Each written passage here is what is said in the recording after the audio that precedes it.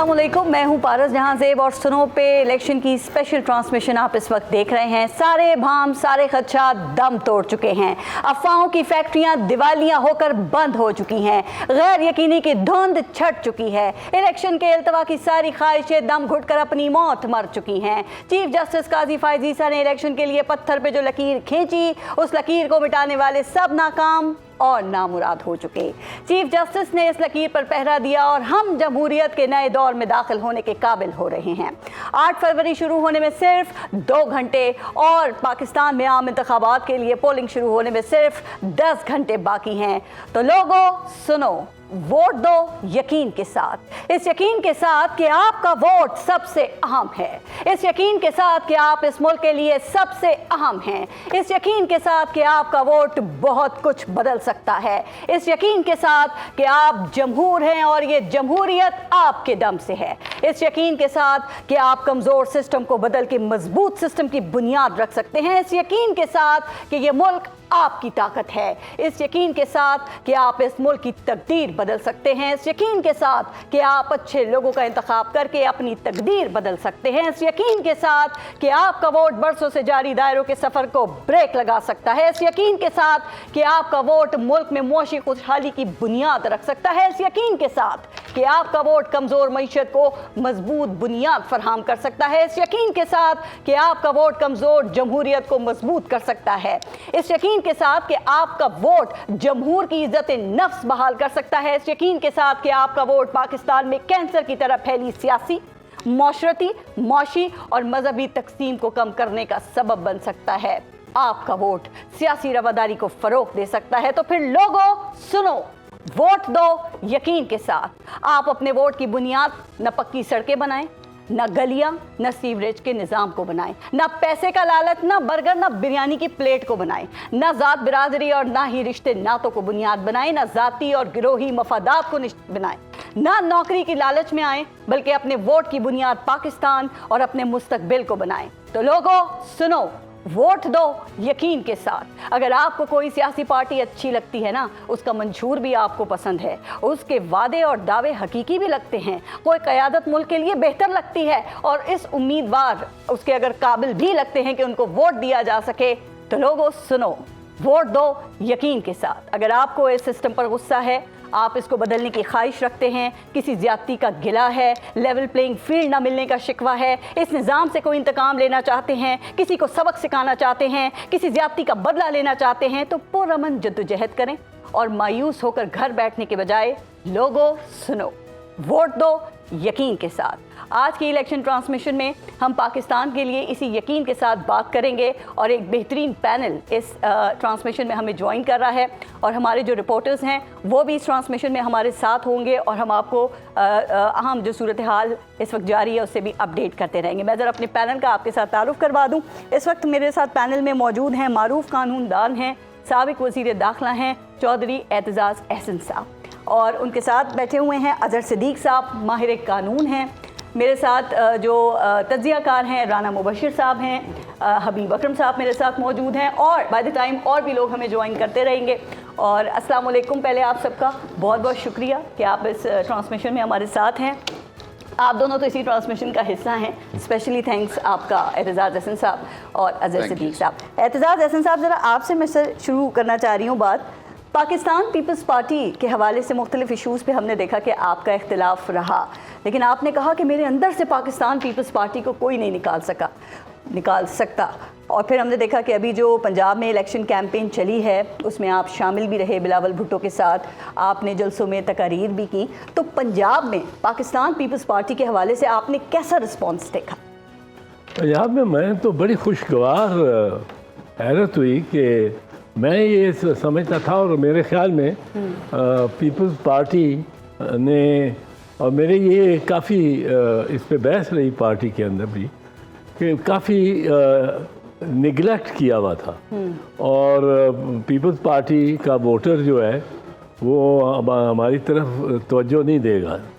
लेकिन मैं समझता हूँ कि चेयरमैन बिलावल ने जिस तरह कैंपेन की है, बड़ी साइंटिफिकली की है, बड़े हर इलाके में भी गए और उसने, उसकी ये बात है चेयरमैन की कि उसने इश्यूज़ की बात की है उसने सिर्फ ये नहीं कहा you love me, I love you, and ये क्या तकरीरें होती रही है। वो स्टाइल है ना ये भी, नहीं वोटर को अट्रैक्ट करने का। नहीं, और मुझे निकाला क्यों, अभी फिर वही, और मुझे निकालते ना तो जितने इस बेरोजगार हैं इस सारे शहर में सबका रोजगार मिला होता, कैसी बातें कर रहे हो।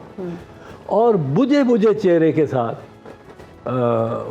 बड़े मतलब वो लगते हैं खौफजदा। नून लीग हिद्दत महसूस की मुस्लिम लीग नून ने लाहौर के ग्राउंड लाहौर में हमारी पार्टी की दो चार बीबियाँ बड़ी एक्टिव और बड़ी फाल और बड़ी, वो कराची से यहाँ आके बैठी और NA12 में इलेक्शन कैंपेन की। लेकिन जब तक बिलावल भुट्टो कर रहे थे ना, उस वक्त जोशो खरोश वलवले का और ही स्टाइल था। लेकिन जब वो ज़ाहिर है बाकी जगहों पे भी उन्होंने करनी थी इलेक्शन कैंपेन, तो फिर वो नहीं मैं कह रहा हूँ कि इनसे बड़े डरे हुए हैं ये शाला रजा और पलवा शाह से, ये घबराए हुए हैं। नून वाले तो जितनी उनकी मैंने एक तरह की तकरीबन बदहवासी, और ये कोई तकरीर हुई 3 दफ़ा प्राइम मिनिस्टर हो, 4थी दफ़ा प्राइम मिनिस्टर बनना चाह रहे हो, तो वो ये ना बताएं कि उन्होंने 3 दफ़ा प्राइम मिनिस्टर रह के क्या कारकर्दगी की है। अंडरपासेस बनाए, ब्रिजेस बनाए, उन्होंने बड़े मेगा प्रोजेक्ट्स बनाए। एक ने कहा कि सड़कें ना बनाओ नस्लें बनाओ वो उसने सिद्दीक जान ने, उसने कहा नस्लें बनाओ। यहाँ सड़कें बना के इन्होंने क्या किया है, इनको कुछ होश नहीं है। लाहौर शहर में इन्होंने शाहराहें बना दी हैं और कहा जी सिग्नल फ्री कर दिया है, रावी के पुल से आप चलो शौकत खानम अस्पताल तक चलो, कहीं ब्रेक नहीं लगानी पड़ेगी किसी कार को, और कार वाले बड़े खुश हैं। पर प्यादा किधर जाएगा, साइकिल वाला किधर जाएगा, वो सड़क क्रॉस नहीं कर। उन्हीं की खुशी देख के राना सनाउल्लाह ने कहा कि 141 में से हम कोई 120 नशिस्तें हासिल कर लेंगे। अब ये हवा की बातें नहीं की होंगी उन्होंने, नूनी के बाकी लोग भी कह रहे हैं। पहले मेरे साथ ये बताओ, इनका सबसे बड़ा शाहकार है, सबसे बड़ा शाहकार है वो सड़कें हैं। और लाहौर शहर में सड़कें, और ये नकवी भी पीछे पड़ गया सड़कों की, सड़कों में ठेका में जरा जल्दी मिल जाता है पैसा, वरना इन सड़कों ने, मैं लानत भेजता हूँ ऐसी सड़कों के, जिसको एक खातून 6 साल के बच्चे के साथ लेके क्रॉस ही कर सके। वहाँ अंडरपास जा रहा है, फ्लाईओवर जा रहा है, अंडरपास जा रहा है, फ्लाईओवर जा रहा है, आप और पब्लिक ट्रांसपोर्ट कोई है नहीं। सर वो कहते हैं कि जो यहाँ पे हमने दिया ना वो जरा सिंध से कंपेयर कर लें। नहीं, सिंध से ये नहीं, तो बिलावल भुट्टो तो कह रहे थे कि सिंध वाली कारकर्दगी हमें पंजाब में लाने की जरूरत है। पारस आप किसी प्यादे से पूछे, आप मोटर वाले से ना पूछें। वो प्यादा जो गुलबर्ग में एक तरफ रहता है, सर्वेंट्स क्वार्टर्स में रहता है, उसको पूछो उसकी फैमिली वहाँ है कि वो बच्चों को स्कूल किस तरह भेज सकता है।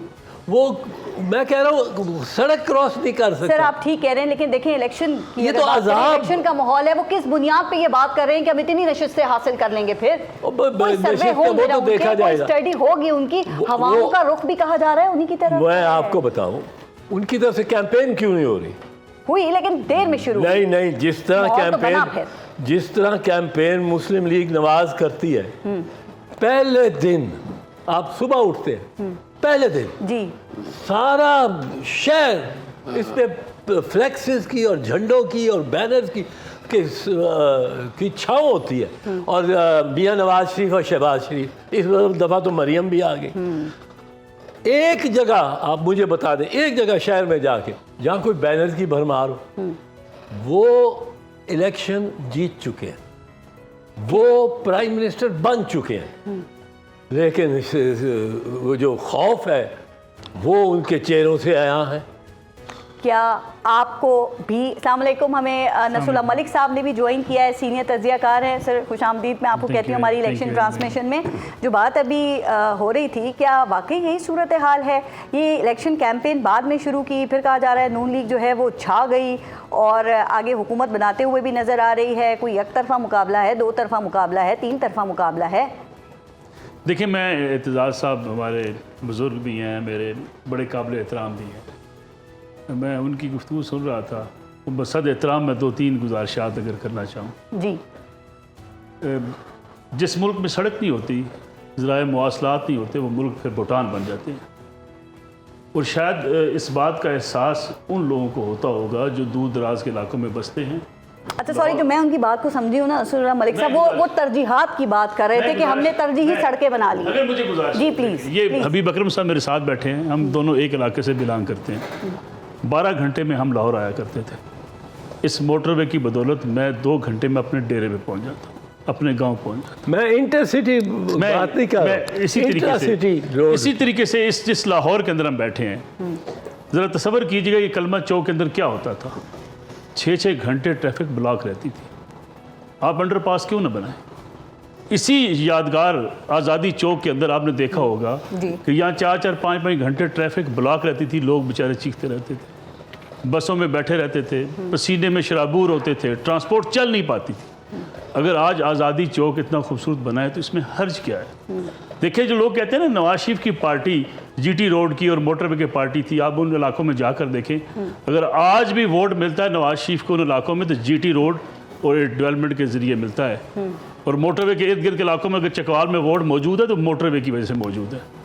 इसलिए मैं समझता हूँ कि ये, और फिर जब हम बात करते हैं कि आम आदमी को उससे क्या मिला, ओरेंट ट्रेन बनी, हमने उस पर तनकीद की, क्या ज़रूरत है ओरेंट ट्रेन बनाने की? जब मेट्रो बस चली, हमने कहा जंगला बस सर्विस है, क्या ज़रूरत है इसको बनाने की? 20 रुपये दे के एक बंदा चुंगी अमर सदू से जनरल हॉस्पिटल से बैठ के गवर्नमेंट का लाहौर यूनिवर्सिटी पढ़ने आता है, तो उसके लिए आसानी नहीं थी।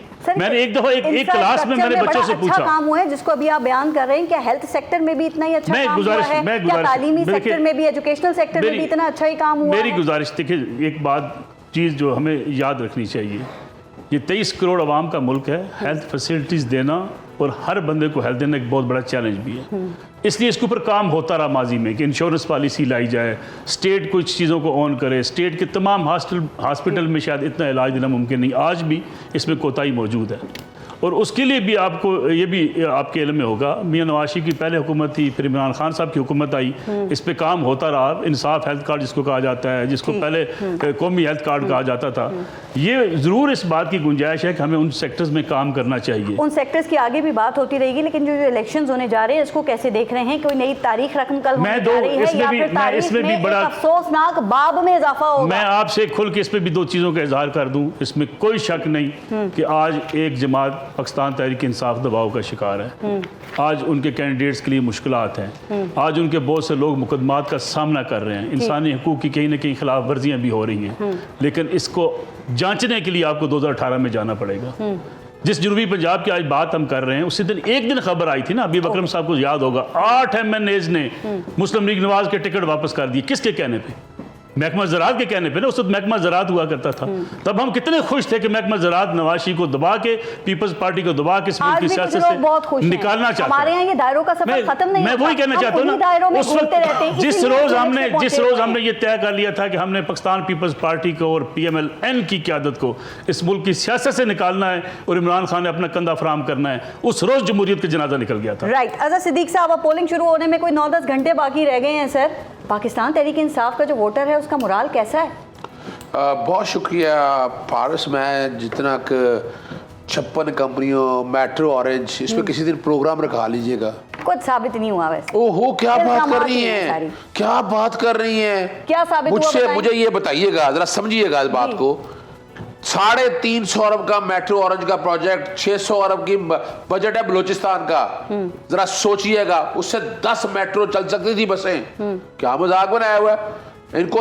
यानी हमें तो इतना नहीं पता कि डेवलपमेंट होती क्या है। मेरे साथ आएंगे, लेके चलता हूं मैं आपको, वहां बताता हूं डेवलपमेंट क्या होती है। एहसास साहब ने जो बात की है वो समझने की बात है। इंफ्रास्ट्रक्चर ये नहीं है। मवाजना करना चाहिए, मवाजना करें पेशावर से, मवाजना करें सिंध से। यहाँ भी बता दूं आपको, नून लीग के ऊपर तनकीद नहीं होना चाहिए। नहीं, मैं यहाँ भी बता दूं, मैं फर्क बता दूं आपको। मेट्रो ऑरेंज बनी ना, इसका बेसिक कॉन्सेप्ट क्या था? सेल्फ सफिशिएंट बनना था इसने।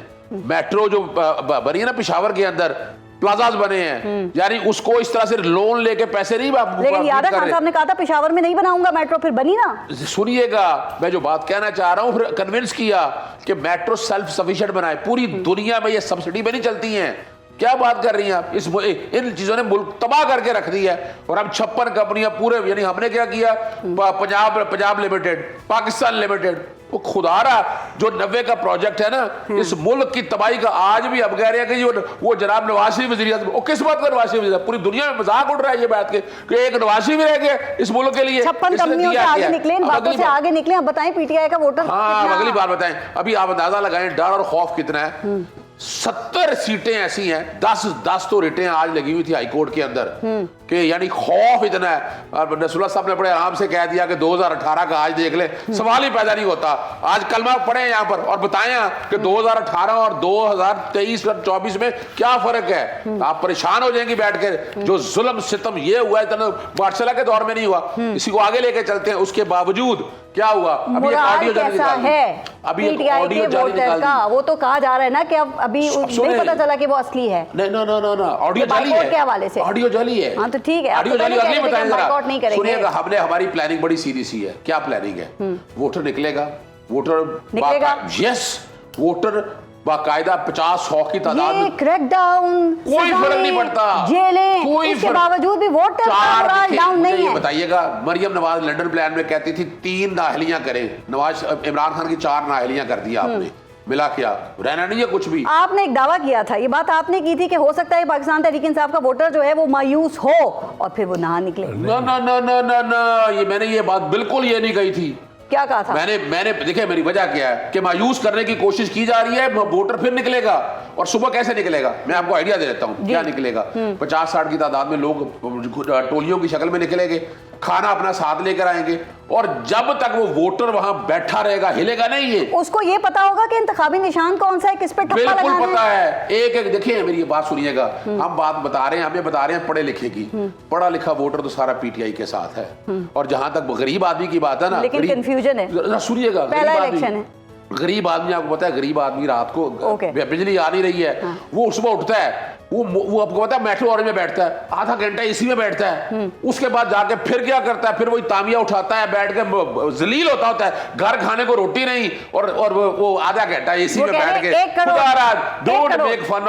करोड़ नौकरियां देंगे वो। बिल्कुल देंगे। 2018 के आपको तालीमी इनकलाब वो लाके देखेंगे जो आज तक को लेकर ही आया। हम लेके आएंगे तालीमी इनकलाब। और अब फैसला कर रहे हैं अवाम ने, और अवाम निकलेगी करना है। लेकिन जो हमारे हबीब अकरम साहब है ना, इन्होंने बड़ी जगहों पे गए, इन्होंने बड़े सर्वे, सच बताएंगे आपको।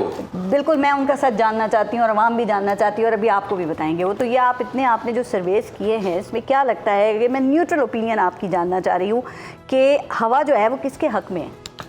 देखिए, मैं आपको आपने जो न्यूट्रल का लफ्ज़ इस्तेमाल किया है, मैं आपको अर्ज़ कर रहा हूँ डेटा है।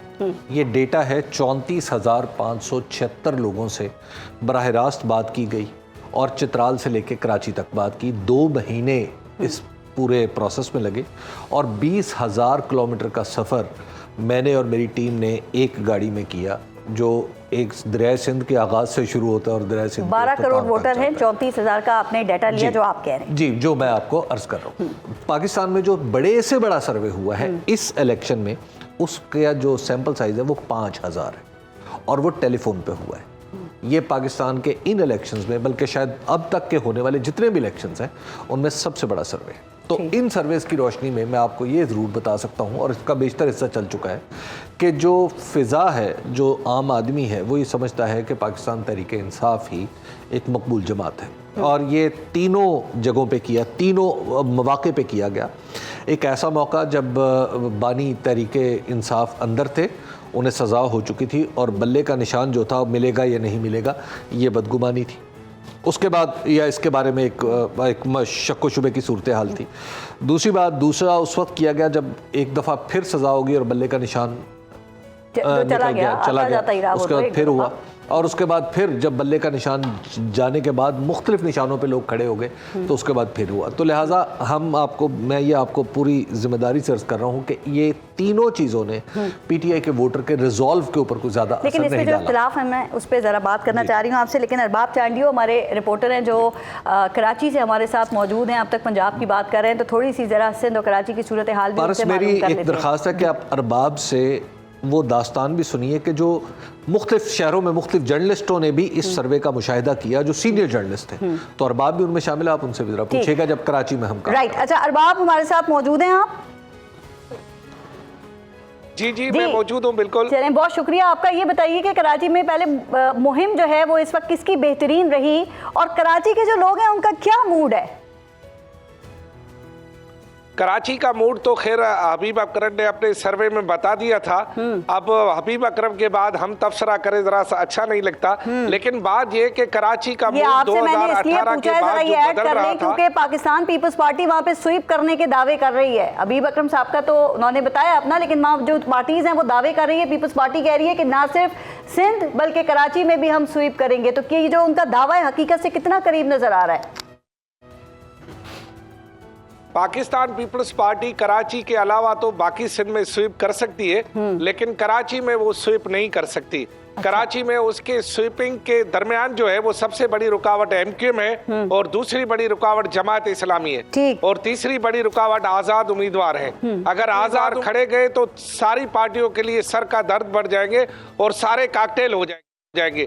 तो लिहाजा मसला ये है कि इस वक्त पाकिस्तान पीपल्स पार्टी और जमात इस्लामी एग्रेसिव पोजीशन में जरूर है, लेकिन कुछ हल्के जो कि किसी जमाने में थे महकमा ज़राअत के, वो एमक्यूएम को सपोर्ट कर रहे हैं। तो हो सकता है कि एमक्यूएम पहले के मुकाबले में ज्यादा निशस्तें ले ले, लेकिन आजादाना और मुनसिफाना। लेकिन अरबाब मुझे ये बताइए, आपने एमक्यूएम की बात की, इतलात ये कि लंदन है वो पहले बाइकआउट करती थी, अब अचानक उनके बहुत सारे उम्मीदवार भी सामने आ गए हैं। तो ये एमक्यूएम पाकिस्तान के लिए कितना बड़ा झटका है? इससे डेंट लगेगा कुछ उनको? जी बिल्कुल बड़ा झटका है, लेकिन उन्हें मैदान में आने तो दे। अभी ये खबरें आ गई हैं कि जिसकी फहरिस्त एमक्यूएम लंदन ने जारी की थी उनको उठा लिया गया है या उन्हें गुम किया जा रहा है। अच्छा। अगर लेकिन एमक्यूएम लंदन का वोट है, अगर उन्होंने वोट एमक्यूएम के बजाय अपने उम्मीदवार या किसी आजाद उम्मीदवार को दे दिया तो फिर एमक्यूएम के लिए मुश्किल हो सकती है, क्योंकि एमक्यूएम बहरहाल उन्हीं वोटों पर इन्हिसार करती है जो कि बानी और इनके पास रहते हैं। और NE 242 की क्या सूरत हाल है इस वक्त? सबसे ज्यादा कराची का है जिसके ऊपर फोकस है, जहां से मुस्तफा कमाल कंटेस्ट कर रहे हैं और कादर मंदोखेल है।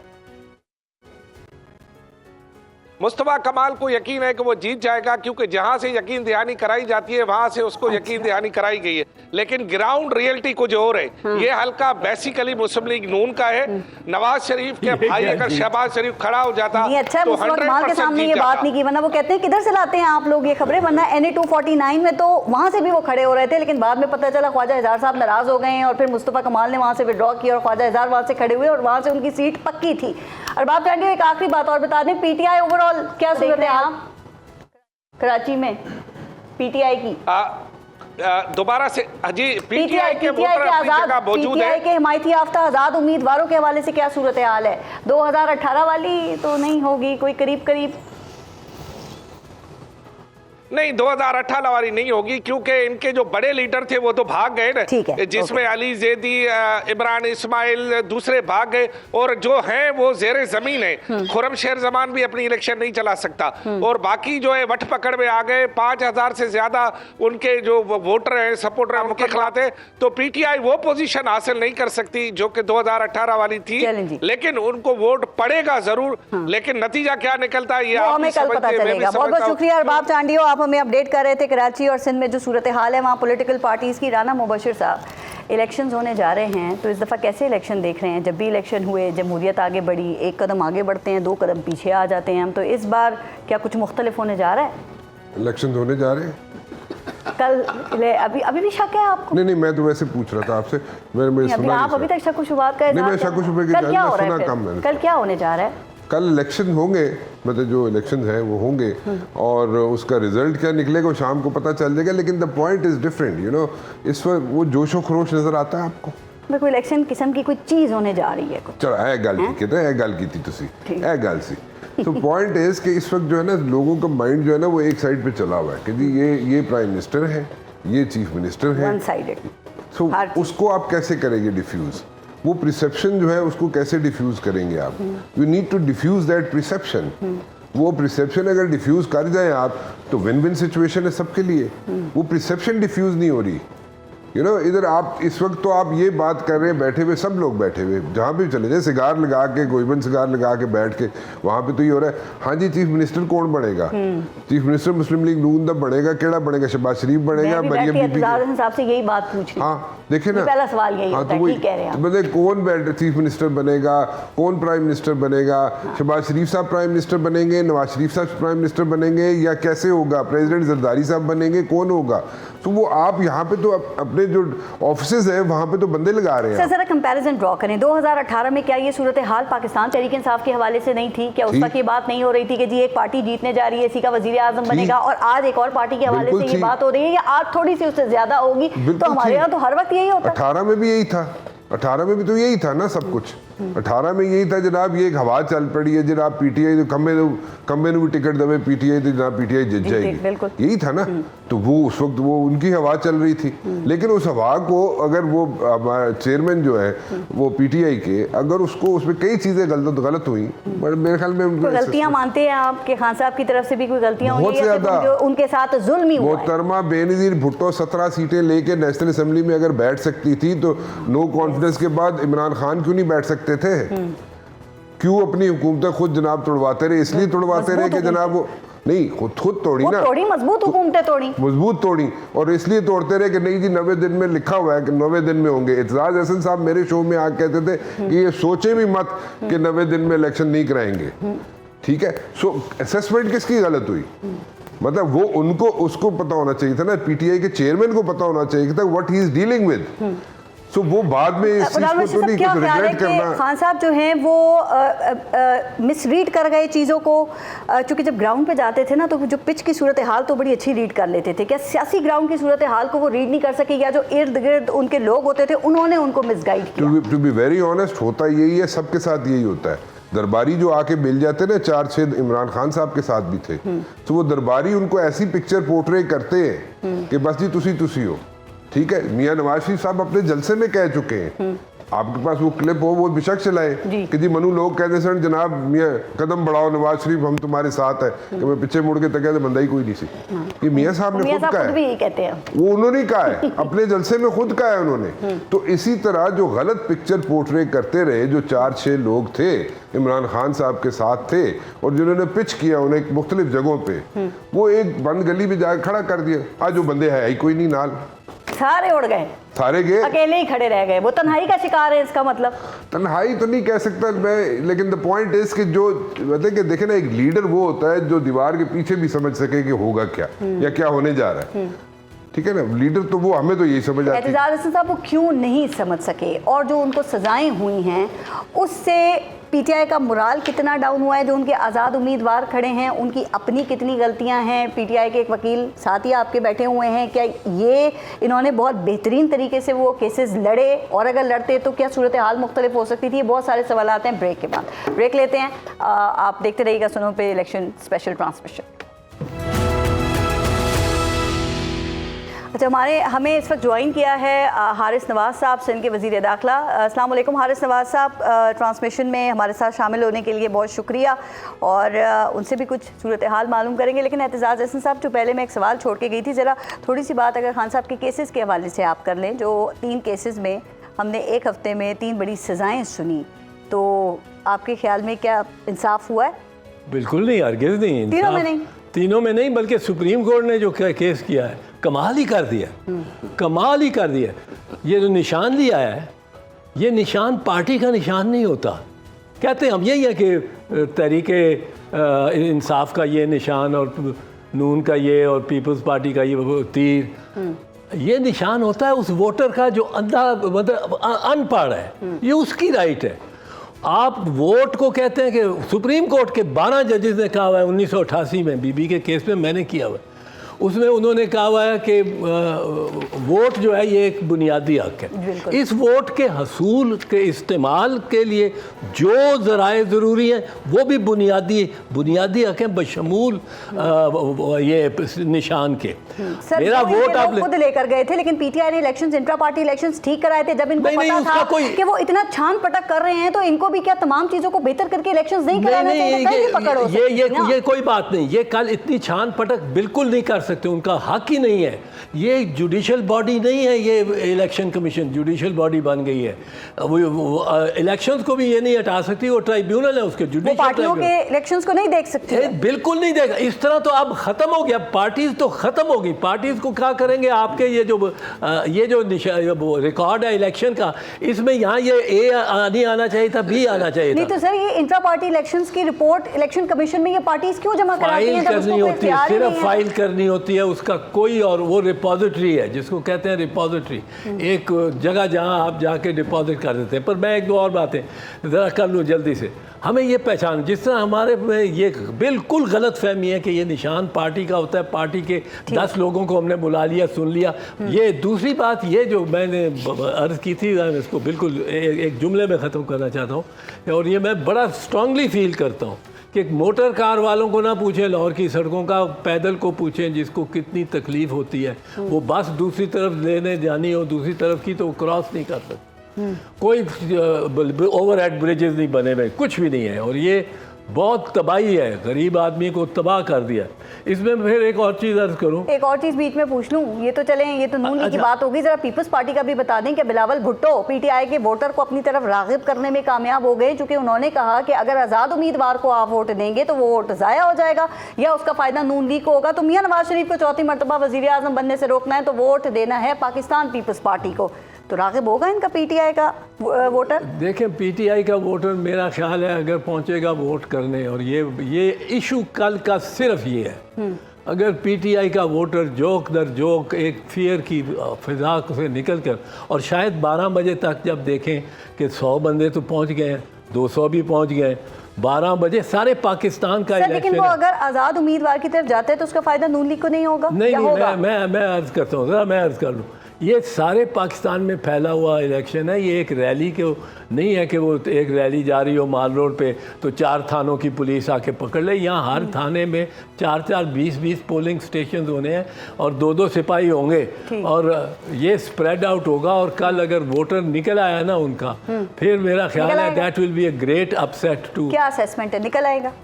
मेरा ख्याल है निकल आएगा, निकल आएगा, मेरा और ख्याल जाके आज़ाद उम्मीदवारों को वोट डाल के आएगा, यानी बिलावल भुट्टो की तरफ नहीं जाएगा। ये नहीं होता, बिलावल भुट्टो वाली तो मैं बात करता हूँ, अभी करता हूँ, उसको ज़रा मिलाने ना दो ना, आप ज़रा रश करती हो। एक मिनट, ये जो है ना, मैं करता हूँ उसकी बात, ये जो है ना पीटीआई का वोटर, ये हो सकता है 10-12 बजे तक झिझकता रहे आने से, फिर देखे एक जगह कोई झगड़ा हो गया है या मेरे पोलिंग स्टेशन पे झगड़ा हो गया है और यूं ही बेजा ही हो रहा है, और वो भाग पड़े, और 1, 2, 10 पे भागते हुए मीडिया में आ गया तो सारा ही निकल आएगा। एक करंट लगने की देर है बस। ये बिल्कुल ये इतनी चीज़ होती है इसमें। अच्छा, जहाँ तक चेयरमैन बिलावल का ताल्लुक़ है, मैं समझता हूँ सबसे ज़्यादा मौजूद, सबसे ज़्यादा शाइस्ता, सबसे ज़्यादा मानी खेज अगर किसी ने तहरीक ये चलाई है, ये कैंपेन, ये तो सही है, वो हाँ। बिलावल ने और आसिफा ने। जी। आसिफा ने बड़ा अच्छा कवर किया बिलावल को साथ साथ, और बिलावल ने एक लफ्ज़ इधर का उधर नहीं बोला। ये बात कि मैं अट्रैक्ट करूँगा पीटीआई के वोटर्स को, ये हक है, ये उस दिन अट्रैक्ट तो सबके वोटर्स को करना है। तो वो अट्रैक्ट हो जाएंगे सिर्फ इसलिए क्योंकि अपनी पार्टी मुश्किल में है, वो उनको छोड़ के पीपल्स पार्टी को वोट दे देंगे। मेरी बात तो सुन लो। लेकिन उन्होंने ये कहा है, ये भी कहा है उसने कि ये बिल्कुल कहा है कि जो वोट जो MNA पीटीआई के आएंगे, चाहे वो इंडिपेंडेंट हो, वो आएंगे, उनको हम उनको नहीं लेंगे, उन पे बार्गेनिंग नहीं करेंगे। सो वोटर, आम वोटर के पास तो हर किसी का अपना प्रोग्राम ले जाने का हक है, और ट्रैक कि भाई मैं रिकॉर्ड उसको पार्टियां का देख लूं, तुम इधर आओ तो ये फायदा होगा कि कौन बेनिफिशियरी होता है। फिर ट्रैक रिकॉर्ड भी पार्टीज का सबको पता है ना। बेनिफिशियरी नून होगी सिर्फ। नून कहाँ से? नून तो कोई बेताज बादशाह भी होगा सियासत का, वो तो बोरियों के मुंह खुलते हुए भी सुने हमने। हारिस नवाज साहब ने भी हमें ज्वाइन किया है, बहुत बहुत शुक्रिया हारिस नवाज साहब। सर ये बताएं कि सिंध में कैसी तैयारी है और क्या तमाम तैयारियां जो हैं वो मुकम्मल हैं कल के हवाले से? देखें, कराची में और सिंध में हमने बड़ी मुनज़्ज़म तरीके से तैयारी की है, बहुत डेलिब्रेशंस की हैं, और रेंजर्स, उसके बाद पुलिस, मिलिट्री, फिर हमारे स्पेशल ब्रांच, हमारी इंटेलिजेंस ने सब ने मिल के काफ़ी हद तक प्लानिंग की है ताकि ये वोटर बड़े पीसफुल अंदाज में अपना जो वोट का हक है वो अदा कर सकें। और इसमें मेरे ख्याल में इसके साथ साथ अभी तक जो हालात करा के रहे हैं पिछले 5-6 महीने में भी हम देखें, और साथ इसके अगर अब देखें 1-2 इंसिडेंट जो पॉलिटिकल पार्टी का झगड़ा हो गया, अदरवाइज में वेरी पीसफुल। आज भी बल्कि एक वो हैंड ग्रेनेड एक किसी इंस्पेक्टर था पुलिस का, उसने घर में रखा हुआ तो बच्चे ने उठा लिया और वो कहीं चल गया। तो ये कोई ऐसी इंसिडेंट सर, ये 19,000 पोलिंग स्टेशंस हैं सिंध में, हम चाहते हैं, और कौमी असेंबली की 61 सीट्स हैं और सूबाई असेंबली की 130 सीट्स हैं। तो अभी तक किसी हल्के से, किसी जगह से आपको कोई बद इंतजामी, बदनज़मी या कोई रुकावटों के हवाले से कोई इतलात मिली है? आपको कोई ऐसी खबर मिली है? बिल्कुल भारत से ऐसी बात नहीं है। और सेकंड ये है कि वो जो एक सामान जा रहा है वो बिल्कुल तकरीबन काफ़ी जगह तक पहुंच चुका है जी। और होपफुली अभी कुछ अर्से के बाद तमाम पुलिस स्टेशन में सामान पहुंच जाएगा। वहाँ पर प्रिजाइडिंग ऑफिसर पहुंच गए हैं, रात को वहीं पर रहेंगे। सुबह टाइम पे 8 बजे पोलिंग स्टार्ट होगी। वी वांट कि बड़ा ही पीसफुल रहे। हमने इसके लिए जो होते हैं normal sensitive, highly sensitive police station workout किए हुए हैं, अकॉर्डिंगली हमने नफरी बांटी हुई है। रेंजर तो पुलिस जो है वो क्विक रिस्पांस फोर्स को तो इस्तेमाल करेंगे। पोलिंग बूथ में कोई सिपाही पुलिस का या रेंजर्स का, ये मिलिट्री का नहीं होगा। सर, आप ये पहले भी बात कर चुके हैं ना कि फौजी जो है कोई भी फौजी एहलकार पोलिंग स्टेशंस में नहीं होना चाहिए। तो इसका मतलब कि इर्द गिर्द ही जो हसास पोलिंग स्टेशंस हैं वहाँ पे मौजूद होंगे। मैं आपसे इस पर बात करती हूँ। इस पर गौहर खान ने हमें ज्वाइन किया है, पाकिस्तान तहरीक इंसाफ के जो इस वक्त चेयरमैन हैं। गौहर खान साहब, बहुत बहुत शुक्रिया आपका ज्वाइन करने के लिए। सर, ये इलेक्शन आप लोगों के लिए कितना मुश्किल है और क्या सारी तैयारियाँ आपकी मुकम्मल हो गई हैं या अभी इश्क इम्तहान बाकी है? एज ए पॉलिटिकल पार्टी अल्हम्दुलिल्लाह हमारी सारी तैयारियां कंप्लीट है और हमने पूरा पहले होमवर्क तो पहले हम कर चुके थे। हाल तो हमसे निशान लिया गया है और बड़ी सख्ती से हमने और मुश्किलात के बावजूद हमने अपने जो कैंडिडेट्स हैं उनके निशानात लोगों में इंट्रोड्यूस कराए हैं और उसके लिए कैंपेन किए। और हमारे जो वोटर सपोर्टर है वो भी बड़े चार्ज थे और हमारे जो पार्टी तंजीमें हैं उन्होंने भी हर जगह काम किया और इंशाल्लाह फुल फ्लेज के साथ हम पार्टिसिपेट करेंगे। पहला इम्तिहान तो आपका कागजात नामजदगी जमा कराना था सर, फिर मंजूर कराना था, फिर इलेक्शन कैंपेन चलाना था। अब कल आपने अपने वोटर को पोलिंग स्टेशन पे लेके जाना है, जो कि आपके लिए एक बड़ा इम्तिहान है, और उसके बाद आपने अपने वोट का पहरा भी देना है। तो ये जो चौथा और पांचवा इम्तिहान है, इसे आप पास कर लेंगे? इसके लिए तैयार हैं आप? मैं जरा कंप्लीट करना चाह रहा था। मैं सिर्फ ये कह रहा था कि आपकी वसातत से पहले मैं ये कहना चाह रहा हूँ भी एक ऑडियो भी जो है खान साहब के वो चलवाई है कि जी उन्होंने मुबैना तौर पर ये कहा है कि आप बॉयकॉट करें। आप काइंडली मेरी तरफ से आप जरूर ये चलवाएं और अपनी उसकी तरदीद कर लें। बिल्कुल, तो आपने कर दी है तरदीद, बिल्कुल ठीक है, करते हैं कि बिल्कुल इसकी तरदीद है। ये सारे फेक हमने अपने वोटर सपोर्टर कैंडिडेट और सबको ये कहा था कि इस किस्म की अफवाहें होगी और इसी तरीके से अब आपको आखिरी रकम किया जाएगा। इसी प्रोसेस से आप अपना रास्ता रोक लें और आप पार्टिसिपेट ना करें इलेक्शन प्रोसेस में। नहीं, अच्छा गौहर खान साहब, ये हम तरदीद मुसलसल चला रहे हैं, बाहर निकले। ये लीक कहाँ से हो रही हैं ये बातें सर? ये लीक कौन करवा रहा है इस वक्त में, जबकि कल इलेक्शन डे है? जाली कौन ये बना रहा है? ये इलेक्शन कमीशन की बहुत बड़ी जिम्मेदारी आयद होती है इलेक्शन कमीशन पे कि इलेक्शन से पहले इस किस्म की सारे अफवाहें रोक ले। इलेक्शन कमीशन को हर वो इकदाम रोकने चाहिए। मेन स्ट्रीम मीडिया पे कैसी एक ऑडियो जाके लीक होकर की चलाई जा सकती है जिसमें इतनी बड़ी स्टेटमेंट दी जाती है, लोगों पे इसका एक असर होता है। और जिस तरीके से फिर अभी राजा बशारत की वो स्टेटमेंट चलवाई गई, इलेक्शन कमीशन हर स्टेज पे फेल हो चुका है। लेकिन इन सब मुश्किलात के बावजूद, इन सब रिजर्वेशन के बावजूद हम फुल फोर्स के साथ कल इलेक्शन में पार्टिसिपेट करेंगे। मैं पाकिस्तान के हर शहरी को जिसका वोट रजिस्टर है, उन 12 करोड़ रजिस्टर वोटर्स को मैं इल्तिमास करता हूँ, दरख्वास्त करता हूँ कि कल जाएं, अपने हक राय दही का इस्तेमाल करें, पुरअमन रहे, जिसको चाहे आप वोट दे दे। आप कोशिश करें, आप समझदार है किसको वोट देना है, आप वोट का इस्तेमाल करें, ज्यादा से ज्यादा तादाद में कम निकले और इस प्रोसेस, जमहूरी प्रोसेस को कंप्लीट होने दें। राइट। अच्छा, आप कई हलकों में एक बात और बता दें, आपके कई उम्मीदवार खड़े हो गए हैं, तो क्या वहाँ वोटर के लिए ये कंफ्यूजन का बाइस नहीं होगा? चूंकि कौमी और सूबाई असेंबलियों के जो हलके हैं वो 859 तादाद है और आपके इसमें 1716 उम्मीदवार पीटीआई के होने का दावा कर रहे हैं। यानी कि जिन लोगों के आपने कागजात विड्रॉ करने का भी कहा ना, उन्होंने आपकी नहीं सुनी है। तो सर, इसके लिए क्या स्ट्रैटेजी है फिर? किस तरह लोग? नहीं, ऐसा नहीं है। 859 वो स्टेशन है और हमारे 815 कैंडिडेट्स इस वक्त इलेक्शन लड़ रहे हैं और जो बाकी कैंडिडेट्स थे हमारे वो कवरिंग कैंडिडेट के तौर पर हैं और वो इलेक्शन कैंपेन में पार्टिसिपेट नहीं कर रहे हैं। सिर्फ 35 पोलिंग जो कंस्टिट्यूएंसी है वो ऐसी है जिसमें कैंडिडेट सामने आ गए थे, लेकिन वो सारे के सारे कैंडिडेट कैंपेन खत्म कर चुके हैं और हम अपने जो सपोर्टेड कैंडिडेट है उनका पोस्टर उनके निशान के साथ हमने उनको इंट्रोड्यूस कराया और हमारे वेबसाइट पर मौजूद है। तो हमारे जो वोटर्स है पाकिस्तान तहरीक इंसाफ के और जो सपोर्टर है वो जानते हैं पाकिस्तान तहरीक इंसाफ का सपोर्टेड कैंडिडेट किस कंस्टिट्यूएंसी से कौन है और उसका कौन सा निशान है। राइट, बैरिस्टर गौहर खान हमारे साथ से बहुत बहुत शुक्रिया आपका। ब्रेक लेंगे और ट्रांसमिशन हमारी जारी है, हमारे साथ रहिएगा। अच्छा अजहर सिद्दीक साहब, सर क्या ख्याल है कि आप पीटीआई के वोटर के हवाले से बता रहे थे कि अगर पाकिस्तान तहरीक इंसाफ का वोटर कर निकलता है तो फ़ायदा होगा किसको और अगर नहीं निकलता तो किसको फ़ायदा होगा? देखिए, एक तो बात है मैं रूल आउट करता हूँ ना निकलने को। अच्छा, आपको 12 बजे के करीब जो असेसमेंट दी है ना एतजाज साहब ने, प्लानिंग हमारी जो दोस्तों से अब आपसे हुई है, ये 3 तरह से 3 स्लॉट्स में आएगा। एक स्लॉट तो सुबह की पहली होगी, ओके, दूसरी स्लॉट को 12 बजे के करीब होगी और 12 बजे बैठ के डिसीजन होगी कि सारा क्या जो हालात और वाक़यात चलते हुए ना, यानी बात सिर्फ इतनी है, एक मोटिवेशनल काम आपके सामने कल नजर आएगा और कल का इलेक्शन आपके तमाम असेसमेंट्स उड़ा देगा। मैं नोट कर लीजिएगा मेरी बात, आपके प्रोग्राम में ये बात कह रहा हूँ। क्या टर्न आउट होगा?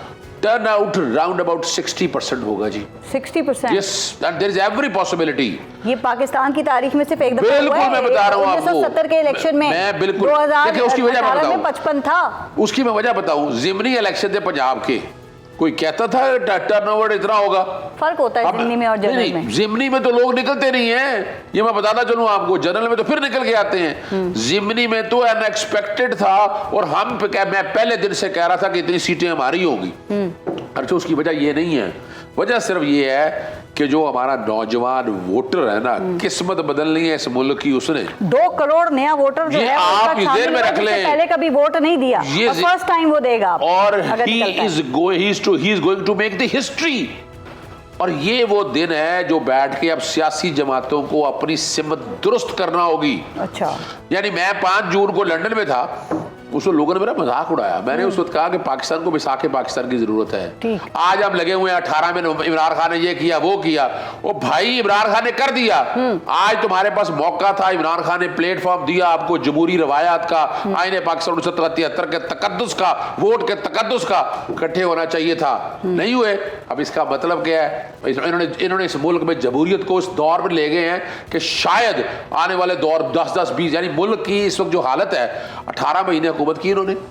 आपने कहा कि कल वोटर निकलेगा, आपको बड़ी उम्मीद है और मुख्तलिफ टाइमिंग्स के अंदर निकलेगा, यानी कि मकबूलियत है इमरान खान की। बिल्कुल, कबूलियत ना सही नहीं, लेकिन वो अच्छा कबूलियत नहीं, मकबूलियत है, लेकिन मैं मकबूलियत की बात कर रही हूं। लेकिन सर हमने देखा कि वो मज़ाहिमत भी कोई इस तरह की सड़कों पे हमें नजर नहीं आई ना, कोई मुनज़्ज़म तहरीक या वो भी नहीं चल सकी ना। उसकी एक वजह सुनिएगा, जब जरूरत वजह सुनिएगा, 9 मई का हमारे गले पड़ गया पाकिस्तान तहरीक इंसाफ का, कोई नहीं आज तक किसी कोर्ट से कोई कन्विक्शन आई हो नहीं हुई, तो हम लोगों ने फैसला यही किया कि हमने ये इस तरह की मुजाहिमत बिल्कुल नहीं कर रही। वैसे वो केसेस लग गए हैं सर, लेकिन मेरी बात सुने, अवाम में डर खौफ हो सकता है, वो सहम सकते हैं, लेकिन कोई इंसानी हुकूक की तंजीमें या आपकी जो वकला तंजीमें हैं वो भी बाहर नहीं निकली। आपने अलीमा खान को सुना था, उन्होंने ये कहा कि इन वकला ने ये कहा था कि सुप्रीम कोर्ट बार, पाकिस्तान बार और डिस्ट्रिक्ट बार सारी बार निकलेंगे और इमरान खान को हम सजाएं नहीं होने देंगे। मैं थोड़ी सी लेकिन सजाएं हो गई नहीं। उनका सवाल है कि आपने जो दावे किए अलीमा बहन को ना पूरे क्यों नहीं किए? नहीं, अलीमा बहन को हमारी पॉलिटिक्स का पता नहीं है।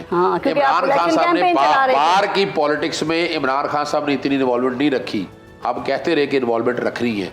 पाकिस्तान मुस्लिम लीग नून, पीटीआई, सॉरी पाकिस्तान पीपल्स पार्टी, जितना बड़ा इलेक्शन है ना, कहते थे हम निकालेंगे। आप मुझे सर इतना बताइए। ना मैं फिर बताना चलूं आपको, लॉयर चुके एतजाज साहब बैठे हैं, मैं खुद media adviser coordinator supreme court बाहर रहा हूं उस लॉयर मूवमेंट में, उस वक्त एक डिक्टेटर के खिलाफ। आज इस मुल्क में मार्शल लगा दे, वकील ना निकले, फिर कहिएगा आपको। आप एग्जांपल दे रहे हो, उन्होंने बहुत बड़ी मूवमेंट चलाई है। मैं वही तो कह रहा हूं, आप इस वक्त में नहीं, इस वक्त तो हालात नहीं है। मैं फिर बताना चलूं, इस वक्त एक जंग है, सियासी जंग है, सियासी जंग है। जब इस मुल्क में डिक्टेटर की यानी इस वक्त हुआ क्या गया। सर जो खान के केसेस लगे थे आपके वकला, तो वो केसेस लड़ने के लिए नहीं अदालतों में गए, गैर हाजिर होते रहे। नहीं, क्या करते जज साहब, कार्रवाई मुलतवी कर देते कि जो वकला हजरात है पाकिस्तान तहरीक इंसाफ के, वो हल्कों में जाके इलेक्शन कैंपेन चला रहे हैं, वो बड़े मसरूफ हैं इस वक्त में। लेकिन मैं आपको एक चीज़ बताऊं, वो ये कि जितना फ़ायदा सियासी एतबार से और बाकायदा तादाद और अददी एतबार से इमरान खान को इन 4 फैसलों का हुआ है, सुप्रीम कोर्ट के, फिर वो साइफर के, फिर ऊपर से दोशा खाना, फिर ऊपर से ये इद्दत, ये इतना फ़ायदा कोई और दे ही नहीं था सकता। तो ठीक है, फायदा हुआ, जो लीडर है वो जेल में सजाएं भुगत रहा है, और जो वकला थे वो नहीं, वो कोई जमहूरी तौर पे नहीं है ना पारस। नसरुल्लाह मलिक साहब एक बात बताइए, जमहूरी तो नहीं है ना, ये जमहूरियत तो नहीं है जो पीछे लोग बैठे हैं। नहीं, मैं यही कह रहा हूँ, आप मेरिट पे बात करें, मेरिट पे समझ आती है मेरिट पे बात है उनकी। मुझे बताएं, डे टू डे ट्रायल, उनकी बहन ने आपसे सवाल किया कि जो आप वकला ने दावे किए थे वो पूरे क्यों नहीं हुए। फिर ये वकला का कसूर नहीं है, वकला ने कहा डे टू डे ट्रायल करें, वकला कह रहे हैं जेल में जाकर ट्रायल करें, वकला ने कहा 48 घंटे में ट्रायल करें, नहीं हुआ। मैं चैलेंज करता हूं इस बात को आपको। मुझे 6 महीने कहा था सुप्रीम कोर्ट ने, 123 दिन सुप्रीम कोर्ट हेयरिंग चली, 60 दिन की जीआईटी चली, फिर 6 महीने का ट्रायल का था। और मैं आज तकाजा करता हूं इमरान खान के केस में, एक दफा जरा खान साहब ने मुबारकबाद दी थी कि नवाज शरीफ के डे टू डे जो ट्रायल हो रहा है उन्होंने दी थी, चेक कीजिएगा, ट्वीट्स हैं, ट्वीट हैं, रिकॉर्ड पे मौजूद है। मैं फिर चैलेंज कर रहा हूं, मैं कह रहा हूं कि यहाँ मॉनिटरिंग जज क्यों नहीं लगाया? मॉनिटरिंग जज लगाना चाहिए था, बिल्कुल होना चाहिए था, इस कानून के तहत लगाना चाहिए था। देखिए मैं फिर बताना चाहूँ आपको, एक सेकंड एहतजाज एहसन साहब, मॉनिटरिंग जज लगना चाहिए था, ये 2-3 दफा अजहर सिद्दीकी साहब ये बात कर चुके हैं, कौन सा कानून है? मैं एक चीज़ बताऊं, मैं मॉनिटरिंग जज के कभी हक में नहीं रहा हूं, पर जितनी ये ट्रायल्स हुए, ट्रायल क्या हुआ है कि ट्रायल ये हुआ है कि प्रोसिक्यूशन ने अपना केस सारा पेश कर लिया, एक साइड T20 के अपने 20 ओवर्स खेल गई, उसने सारा पेश कर दिया। अब 342 की स्टेटमेंट, जो सेक्शन आपने अक्सर सुना होगा, वो होता है सफाई का, मुल्ज़िम का वहाँ से अपना केस बयान करना होता है उसने। वो 342 के से मुल्ज़िम और फिर मुल्ज़िम ने अपने गवाह और सबूत पेश करने होते हैं। वहाँ आके अंपायर कहते हैं जी वो तो जो टीम जो ऑल आउट होगी पहले खेल के 35 रन किए हैं वो जीत गई है। सर लेकिन देखिए वो कहते हैं 342 के लिए खान साहब को बुलाया था, लेकिन उन्होंने नहीं बुलाया, देखो बुलाया जाए या ना बुलाया जाए, वहाँ से आगे प्रोसीड नहीं कर सकता केस, एक कदम नहीं चल सकता केस, चाहे उसको आप उसको मुल्ज़िम को तौहीन अदालत नहीं, मुल्ज़िम को तौहीन अदालत करके अंदर कर दे, और वो उस मुल्ज़िम के बारे में आप, ये भी कानून है और इस पे बहुत जजमेंट्स हैं कि उस मुल्ज़िम को आप मफरूर नहीं कह सकते या एब्सेंट फ्रॉम कोर्ट नहीं कह सकते, जो ज़ेरे हिरासत जेल में है उसको आप पकड़ के 4 आदमी पकड़ के ले आओ और जेल से, ये कोई नहीं। लेकिन जितनी बेहूदगी से, एक और बताऊं, इन केसेस में क्या हुआ कि जो प्रोसिक्यूशन के वकील थे, बैटिंग सिर्फ प्रोसिक्यूशन ने की है, उसने अपना केस बताया किया,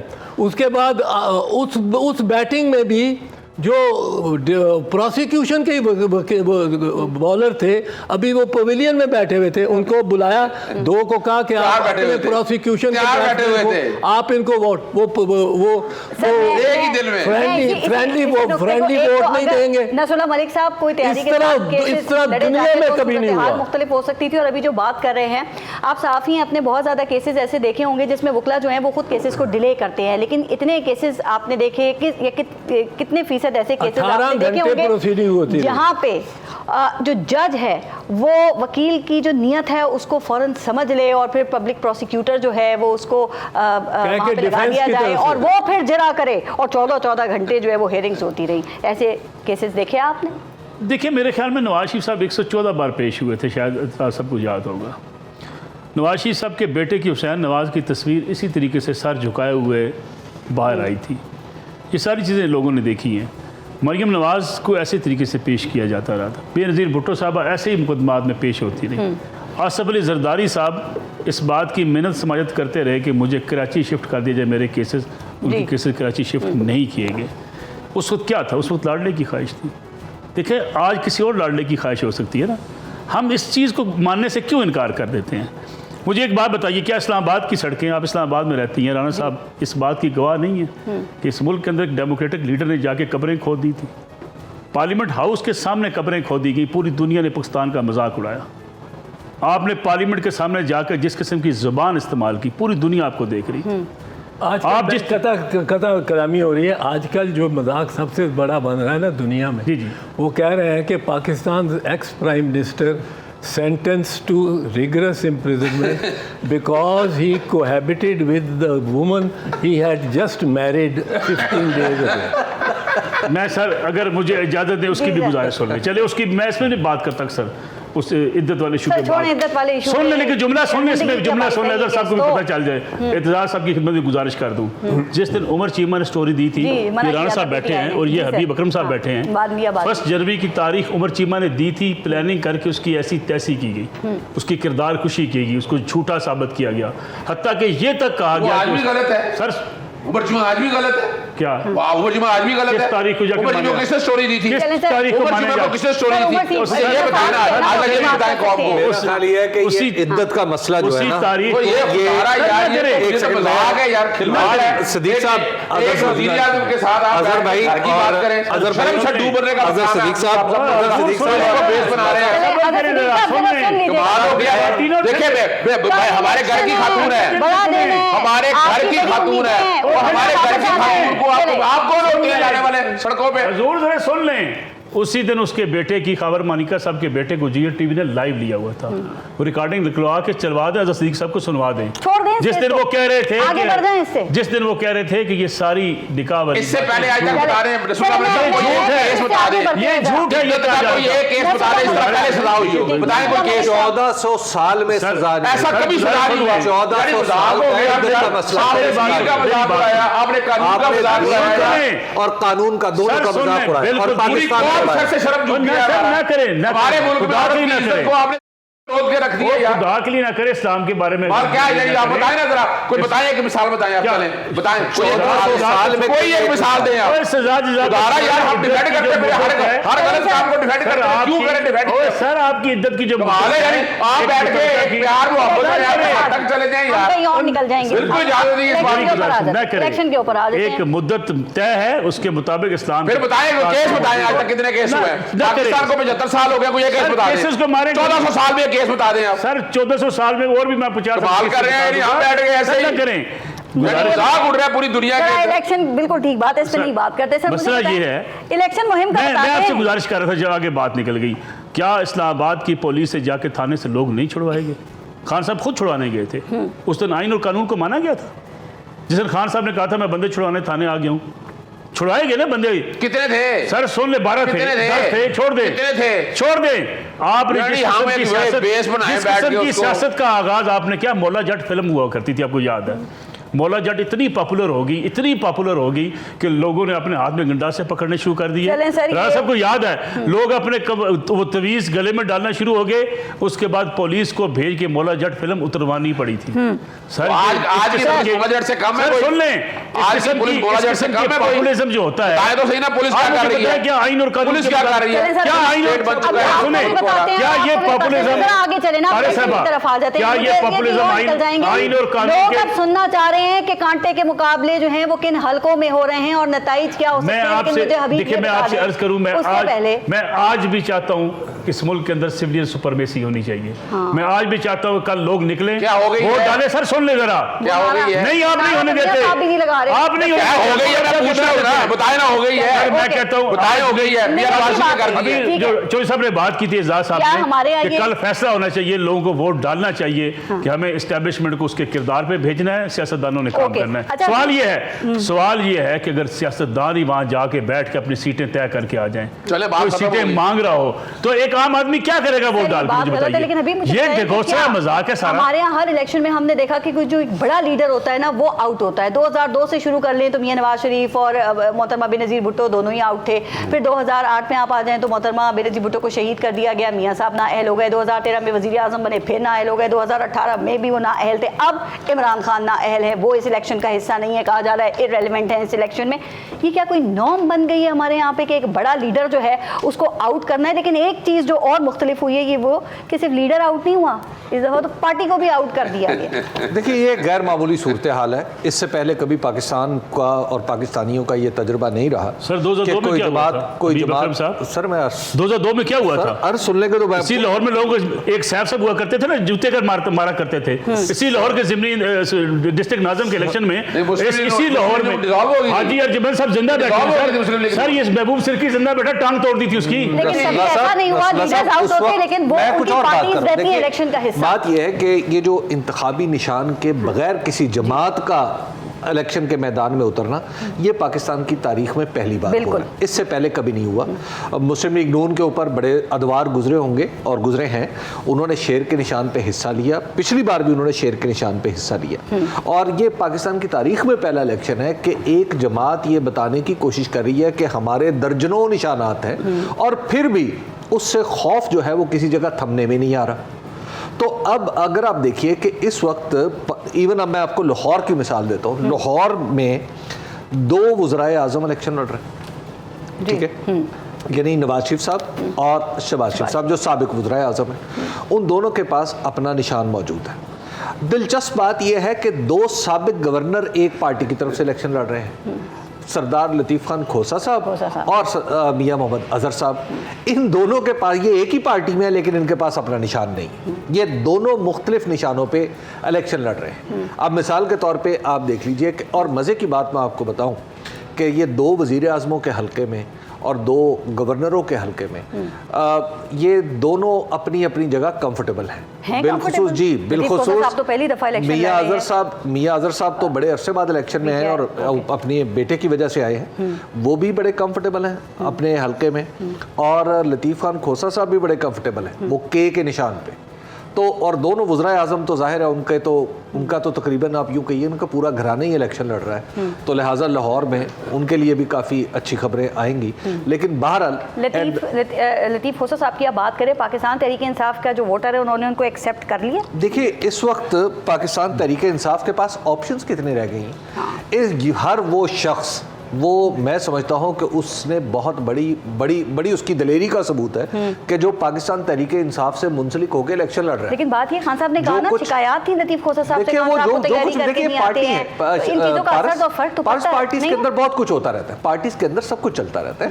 लेकिन इस वक्त आप देखिए कि मैं आपको बताऊं कि एक गुजरांवाला के कैंडिडेट हैं, उनकी पिछले 8 महीने से उनकी एक फ्लोर मिल है बंद है, उनका एक पेट्रोल पंप है बंद है, उनका एक सर्द खाना था बंद है, उनकी एक शेलर थी बंद है, और वो पूरे का पूरा घराना कर्जे पे आ गए। ये मैं आपको एक बता रहा हूँ। 72 मैं दे देता हूँ लिस्ट, ठीक है, एक लंबी यूसुफ का दे देता हूँ। पिछले 8 दिनों से जलील कर रहे हैं, थानों में गाली बरसे हो रहे हैं, कैंडिडेट इलेक्शन लड़ रहा है। पहले नहीं हुआ था ये पाकिस्तान में, इस तरह नहीं हुआ था कि आपके बिजनेसेस बर्बाद कर दिए। 9 मई हुआ था पाकिस्तान में पहले कभी, और आप समझते हैं कि अगर 9 मई का वाकया ना होता तो आज पाकिस्तान तो ये 9 मई की वजह से हो रहा है, पाकिस्तान के 9 मई की वजह से हो रहा है। पाकिस्तान, इसका मतलब है कि ये 9 मई की वजह से हो रहा है। फिर तो जमहूरियत रहेगी इस मुल्क में ना। में 9 मई बहुत अच्छा हुआ। मैं फिर बताता चलूं, 9 मई को हम कंडेम कर रहे हैं, लेकिन आप ये बात कहना कि 9 मई का ये कॉन्सिक्वेंस है, ये 9 मई का कॉन्सिक्वेंस नहीं है, वरना पाकिस्तान तहरीक इंसाफ इलेक्शन का हिस्सा होती है। देखिए 9 मई का कॉन्सिक्वेंस राना सुनाला साहब हीरोइन बेच रहे थे। फवाद चौधरी साहब ने ऑन रिकॉर्ड कहा कि मैंने कैबिनेट में कहा था खुदा के लिए ये मुकदमा मत बनाए। यानी आप उनके ऊपर फांसी उसको चढ़ाने के चक्कर में थे, हनीफ अब्बासी को फांसी चढ़ाने के चक्कर में थे।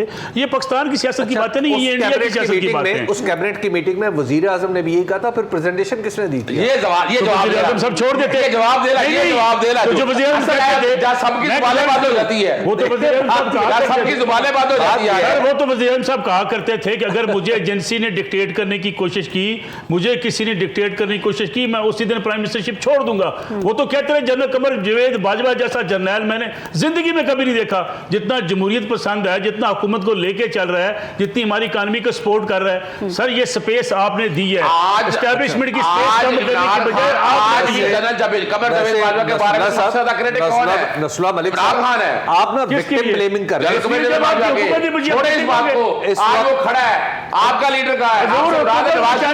हुकूमत बताने के लिए आप जो जनरल कर रहे थे बाजवा को, जनरल फैज को क्या कहते थे? बाजवा क्या मिन्नतें कर रहे थे कि हुकूमत बचा लो, सारी उम्र के लिए छोड़ दे इस बात को। इलेक्शन पे आ जाएं, वापस से इलेक्शन पे खींच के लाते हैं, लेकिन हम बाकी चीजों की तरफ निकल जाते हैं। इलेक्शन कैंपेन्स कैसी चलती हुई देखी आपने राना मुबशिर साहब? अभी तो आपको तो खैर ये यकीन नहीं हो रहा इलेक्शन के हवाले से, लेकिन चलिए इलेक्शन कैंपेन किसी ने पहले चलाई, किसी ने बाद में चलाई है, तो कैसी चली? कोई नून लीग की लगी कोई माहौल बना जब उन्होंने काफी देर बाद शुरू की? वेरी ऑनेस्टली ना, जो इलेक्शन कैंपेन जो जिस तरीके से चली है, अगर मीडिया की बात की जाए, मतलब मैं प्रिंट मीडिया की बात कर रहा हूँ, प्रिंट मीडिया में ये जो एड्स जिस तरीके से दिए गए हैं वो बड़े एग्रेसिवली दिए गए नून लीग की तरफ से, और एक नई सोच के साथ, आउट ऑफ द बॉक्स एक क्रिएटिविटी के साथ उन्होंने दिए।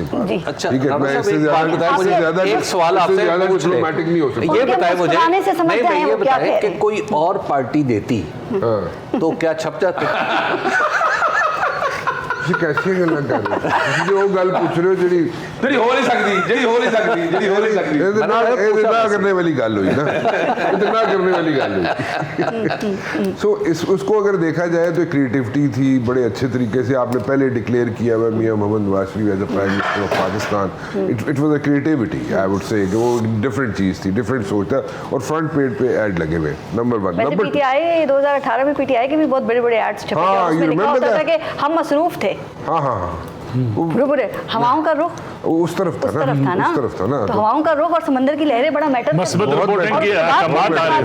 अच्छा देखिए, अभी एक और चीज बात हो रही थी यहाँ पे पारिस, और ये कह रहे थे हमारे दोस्त, कह रहे थे कि यहाँ पे 60% से ज्यादा टर्न आउट होगा। जी बिल्कुल, ऐसे ही कहना आप।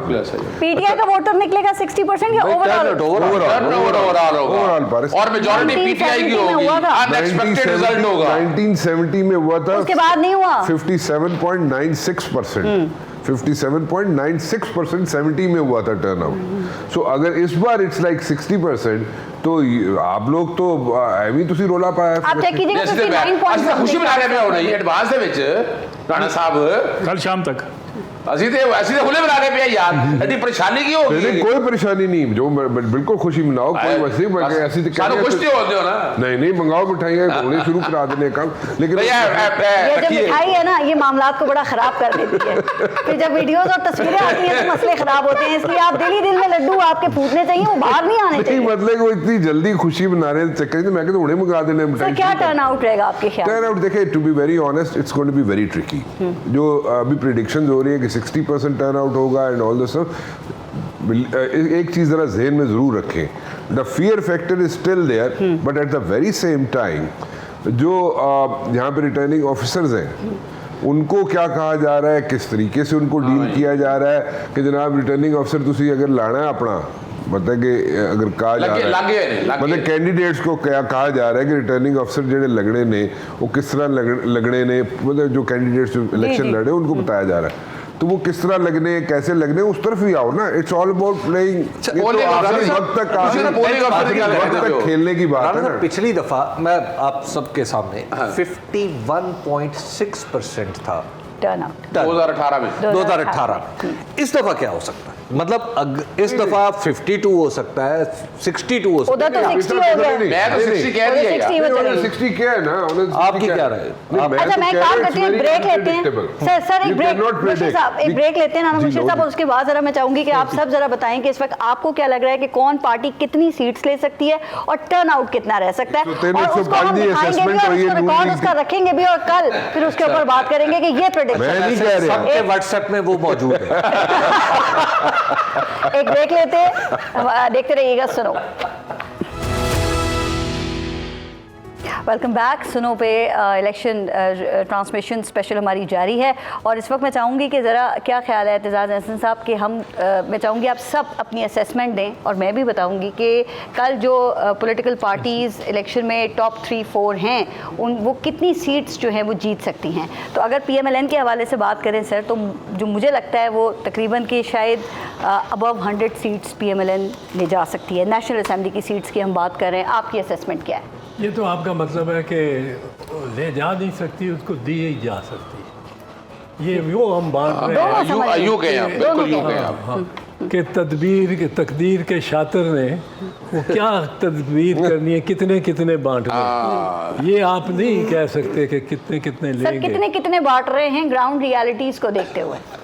मैं तो देखें, मैं तो कभी इस्टेब्लिशमेंट की बात नहीं कर सकता। मैं शायद जी वाहिद सियासतदान हूँ इस वक्त जो मौजूद आपको नज़र आएगा जिसने चारों डिक्टेटर्स की मुखालफत की है, किसी के साथ ये बात सही है। एक दिन का अभी हाथ नहीं मिलाया। ठीक। जब स्टूडेंट था गवर्नमेंट कॉलेज में तो हमने रेजिस्टेंस मूवमेंट चलाई थी यूनिवर्सिटीज़ ऑर्डिनेंस के ख़िलाफ़, अयूब खान के ख़िलाफ़, और उसमें भी मैं गिरफ़्तार हुआ था, थाने बड़ी पिटाई हुई थी आपकी बड़ी जिद्दोजहद है। अच्छा, अभी ये मुझे पहले नंबर 63 बताएं ना, एतजाज़ अहसन 63 साहब। में। अच्छा, तो जब या आया तो मुझे ऑफ़र आ गई, मैं इम्तिहान दिया हुआ था, टॉप किया हुआ था सिविल सर्विस के इम्तिहान में, CSP का कार्डर मिला। मैंने कहा मैं आपको सर्व नहीं करूंगा जो तुम ईस्ट पाकिस्तान में कर। आपने ईस्ट और वेस्ट पाकिस्तान दोनों में टॉप किया? दोनों में टॉप किया। क्या बात। दोनों में। जब ज़ियाउल्लाह का आया तो जेलें बहुत काटी, उसमें खैर एक किताब लिख ली, मैं आता हुआ कोई मुस्बत चीज़ निकालना चाहता हूँ। और परवेज़ मुशर्रफ तो आप जानते ही हैं कि उसको निकालने को थोड़ा सा हाथ फ़कीर का भी था। ज़्यादा था। अभी नून लीग बड़ी बेचैनी से इंतजार कर रही है कि एतजाज़ अहसन साहब का क्या असेसमेंट है उनके बारे में कि कल वो कितनी सीट्स ले लेंगे? अब मैं जहाँ तक इस्टेब्लिशमेंट ने जो बांट करनी है उसका तो कुछ नहीं कह सकता। सर मैं एस्टेब्लिशमेंट की बात नहीं करी, मैं तो ग्राउंड रियलिटीज़ की बात कर रहे हैं ना हम तो। ग्राउंड रियलिटी अब यही हो गई है कि इस्टेब्लिशमेंट जो करेगी, लेकिन जितनी अच्छी जितना विन बैक किया है पंजाब को और अपनी स्पेस बनाई है बिलावल भुट्टो ने, वो आई नेवर एक्सपेक्ट। सर मैं पीपल्स पार्टी का इसके बाद पूछती हूँ, 141 में से ये कितनी सीट्स ले लेंगे? नेशनल असेंबली की नून लीग पंजाब, सॉरी टोटल 205। क्यास की बात है, क्यास की बात 266 हैं। मैं क्यास की बात है और मेरा मकूला ये है, मैं आपको कह दूं कि पाकिस्तान में माजी के अलावा कोई पेशीन गोई नहीं की जा सकती। सर आपने नंबर नहीं बताना? नहीं, नंबर नहीं मैं बताऊंगा, क्योंकि नंबर या इस्टेब्लिशमेंट के पास है या किसी वाकया या हादसे के पास नहीं है। कुछ पता नहीं लगाया आपने? नहीं, मेरी सोर्सेज इस्टेब्लिशमेंट से नहीं होती। मैं साफ ही कहता हूँ, जो चिड़िया उड़ाते हैं या कबूतर उड़ाते हैं उनसे पूछा कीजिए, मैं नहीं उड़ाता। अजहर सिद्दीक साहब आपका क्या ख्याल है? नून लीग मैं एक तो बात जो हमने अपनी पहले नंबर्स कर लेना, मैं वो असेसमेंट बताने लगा हूँ। मैं शुरू करूंगा PTI से। मैं एक एक करके सब पूछूंगी, पहले नून लीग से शुरू कर लें। ये तकरीबन समझ ले 35 से 40 के करीब सीटें हैं। 35 से 40। नसरुल्लाह मलिक साहब। Free and fair election. Okay, देखें, अगर मुझे 7-2 जुमले भी कहने दें। ये असेसमेंट जो है वो नजर भी आ रही है जो आप कह रहे हैं हमारी वॉल अर्ज करूँ, 9 मई ना हुआ होता, मुल्क में इंतखाबात में कोई मुदाखलत ना होती, PTI, PMLN और पीपल्स पार्टी खुले मैदान में इलेक्शन लड़ते जी, कोई दबाव ना होता। इन दबाव के नतीजे में भी वोट बैंक बड़ा है खान साहब का। खान साहब जो है वो कौमी असम्बली की नशिस्तें सबसे ज़्यादा लेने में कामयाब हो जाते हैं, लेकिन कोई लंबा मार्जिन ना होता। आपने भी बताना है मैं आपसे अर्ज करूं, आज़ाद उम्मीदवारों ये जो तस्वर किया जा रहा है ना जी कि जोग दर जोग लोग निकल आएंगे, ऐसा ग्राउंड पे तो नहीं है। सर PMLN का बताएं ना, PMLN की ग्राउंड रियलिटीज़ क्या कहती हैं? PMLN मौजूदा हालात में जो इसमें सूरत हाल है, क्योंकि वो एक लाडलेपन का जब तासर आता है तो आपका वोट बैंक बढ़ता है। ठीक, फिर आपको अपने मुखालफ को ज़रा दबाव में जब मुखालफ आता है तो आपको स्पेस मिल जाती है। तो फिर कितनी मिल रही है? इस सूरत हाल में मेरा ज़ाती ख्याल है कि PMLN को 100 सीट्स वो जीत सकती है। 100 सीट्स वही जो एस्टेब्लिशमेंट ने कहा है। हबीब, अच्छा, ये अगली गुजारिश सुन लें। मैं आपके सामने बैठा हूँ, किसी और को कोई पैगाम आया तो मुझे नहीं पता, इस्टेब्लिशमेंट हो या नून लीग हो या PTI हो, मुझे किसी ने किसी सीट के बारे में कोई पैगाम नहीं। हम यकीन करते हैं कि आपका अपना अंदाज़ा है। जी हबीब, PMLN। देखिए, इलेक्शन जो है वो जिस अंदाज में हो रहा है, ये पाकिस्तान के दस्तूर को पिचकाया गया है पाकिस्तान के कानून को मरोड़ा गया है और जो पॉलिटिकल पार्टी है उसको रगड़ा दिया गया है।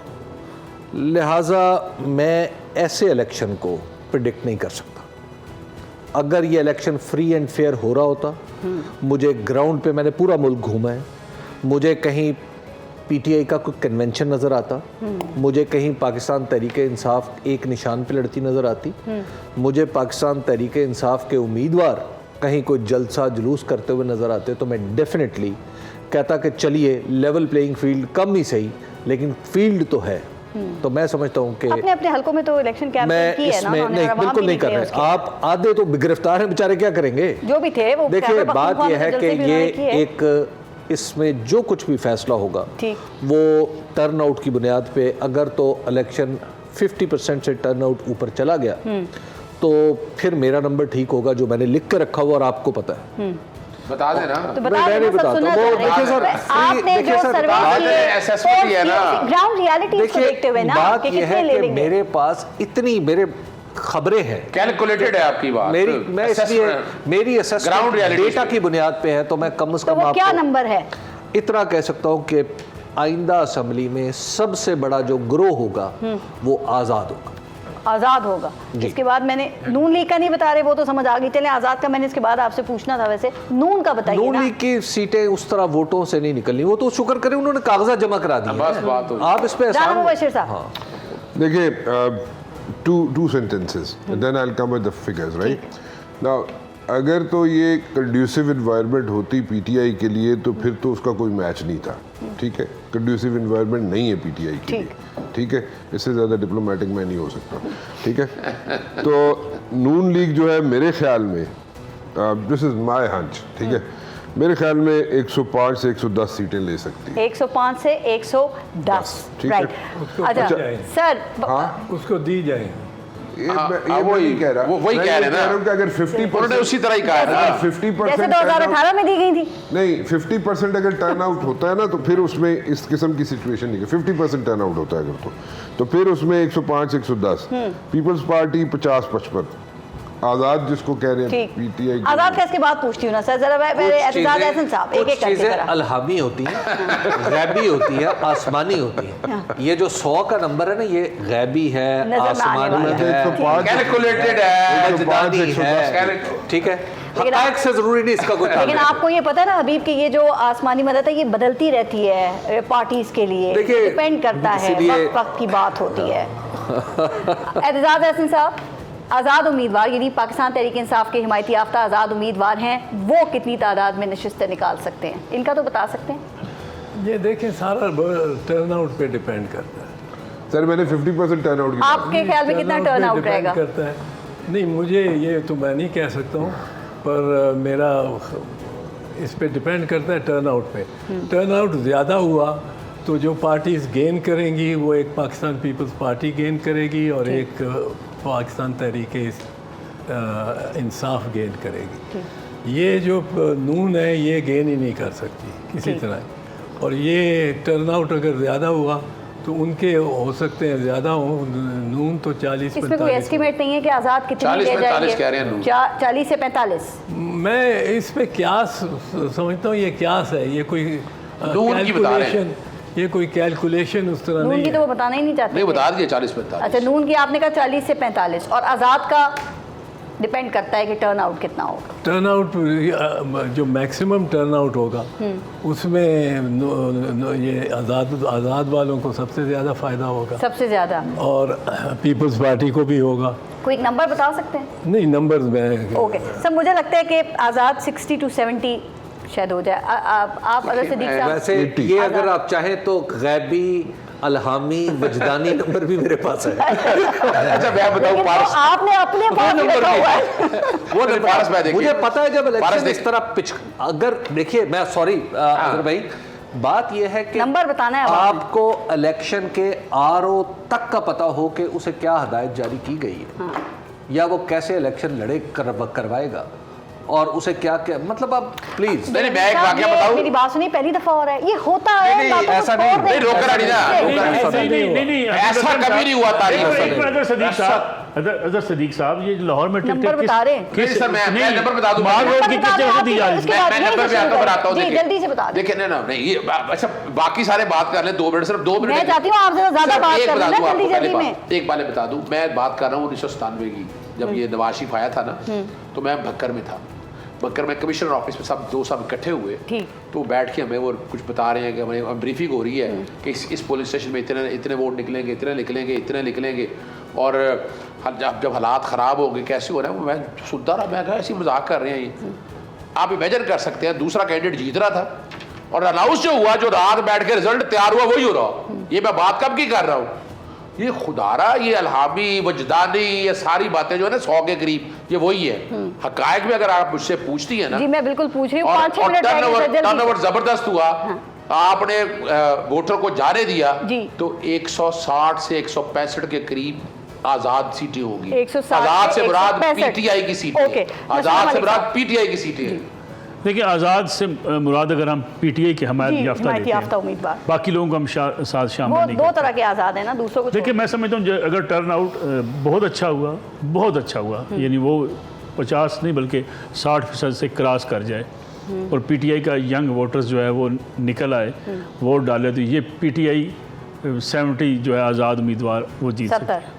अगर ये टर्न आउट 60% क्रॉस करता है, 70 से 80 के दरमियान ये सीटें ले जा सकते जी हैं। अभी देखिए, अगर फ्री एंड फेयर हो, अब उसके साथ आपको वैसे एक नोट भी लिखना चाहिए, ठीक है, कि ये जो कंडीशन थी वो क्या थी, ठीक है।